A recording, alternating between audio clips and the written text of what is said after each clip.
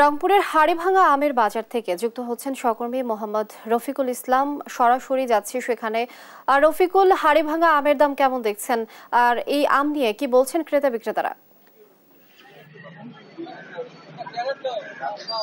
আপনি জানেন যে বাংলাদেশে বেশ কয়েক প্রকার আম রয়েছে, বিভিন্ন জাতের আম রয়েছে, কিন্তু এই যে হাড়িভাঙা আম রংপুরের, এটি কিন্তু বিশ্বনন্দিত বা বিশ্ববিখ্যাত, স্বাদ এবং গন্ধে অতুলনীয়। রংপুরে আমরা এই মুহূর্তে রয়েছি রংপুরের হাড়িভাঙা আমের বাজারে। আমরা আপনাদেরকে দেখানোর চেষ্টা করছি এই যে আম সারি সারি ভাবে এখানকার যারা বিক্রেতারা রয়েছে তারা কিন্তু আমের পসরা বসিয়ে রেখেছেন। এখানকার যারা ক্রেতারা রয়েছেন তারা বলছেন যে এবারের আমের দামটা শুরুতেই বেশি, অর্থাৎ গত বছর এই যে আম আমরা আপনাদেরকে দেখানোর চেষ্টা করছি যে বড় সাইজের যে আমটি, সে আমটি 12 থেকে 1400 টাকা পর্যন্ত মন বিক্রি হয়েছিল, কিন্তু এবছর শুরুতেই এই যে আম, সেই আমটি এখন কিন্তু 28 থেকে 3200 টাকা পর্যন্ত বিক্রি হচ্ছে।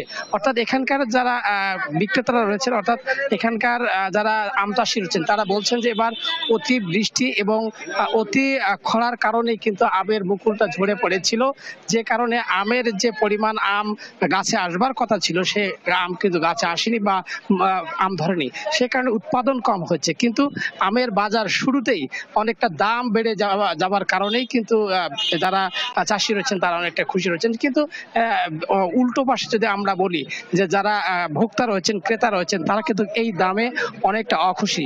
একই সঙ্গে আমি যদি বলি যে যে আমের আমটি রয়েছে, সে আম 1 কেজি আমের দাম যদি 60 থেকে 70 টাকা পড়ে, শুধু এই আমটি কিন্তু ঢাকায় পাঠাতে আরো 20 টাকা পড়বে। অর্থাৎ এখানকার কুরিয়ার খরচ রয়েছে, এখানে যে ক্যারেট খরচ রয়েছে, পেপার খরচ রয়েছে, বাধাই রয়েছে, সেই কারণে কিন্তু 1 কেজি আমের দাম ঢাকায় পাঠাতে এখন 40 থেকে 45 টাকা পর্যন্ত পড়ছে।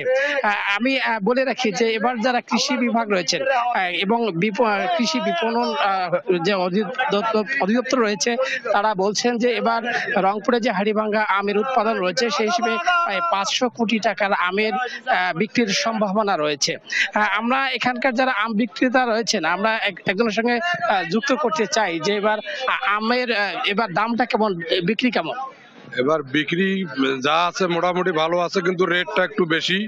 আম এবার ধরছে কম, আমের ফলন কম, আর তারপরে এবার কিছু কিছু আম নষ্ট হয়ে গেছে, এই কারণে হাড়িভাঙা আমের রেটটা একটু বেশি।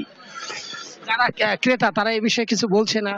তারা বলছে যে আমের রেট কেন বেশি, জানে আমের ফলন কম হলে তো রেট বেশি হবেই, এই কারণে রেটটা বেশি। আমরা আরেকজনকে যুক্ত করতে চাই। সেই প্রক্রিয়াটা কিরকম, দাম কেমন পড়ে?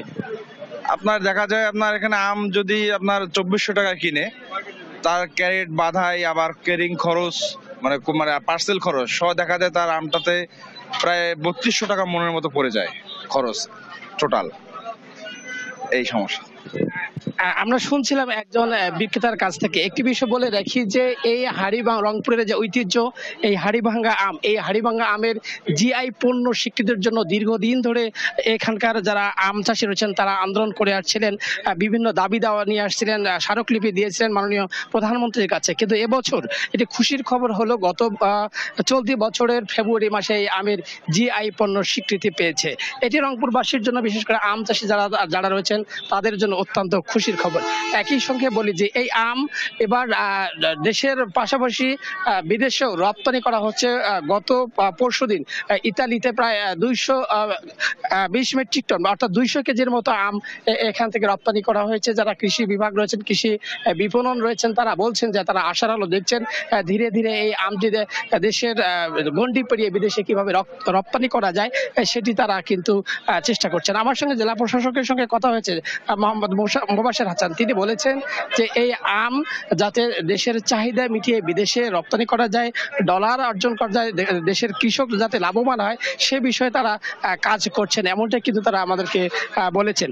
আরেকটি বিষয় আমি আপনাকে বলি যে এই একটি আম আপনাকে দেখানোর চেষ্টা করি যে এই যে একটি আম, এই আমটি কিন্তু হাফ কেজির মতো হবে। অর্থাৎ এই আমটি যদি আপনি ঢাকায় প্রেরণ করেন তাহলে এই একটি আমের দাম কিন্তু পড়বে 40 থেকে 45 টাকা। তবে আরেকটি বিষয় এখানে সমস্যা রয়েছে, সেটি হচ্ছে যে এই আম যদি পাকতে শুরু করে, অর্থাৎ আজ যদি এই আমটি পেকে যায় তাহলে আপনি আগামী কাল বা পরশুর মধ্যে খেতে হবে, 3 দিন বা 5 দিন পরে আপনি খেতে পারবেন না।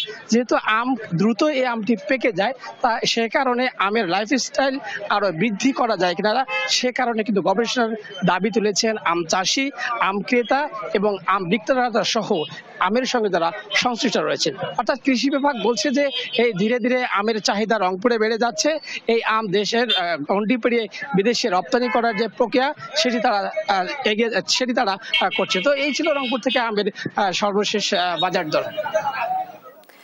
রফিকুল, ধন্যবাদ আপনাকে। দর্শক, হাড়িভাঙা আম নিয়ে বিস্তারিত জানাচ্ছিলেন সহকর্মী রফিকুল।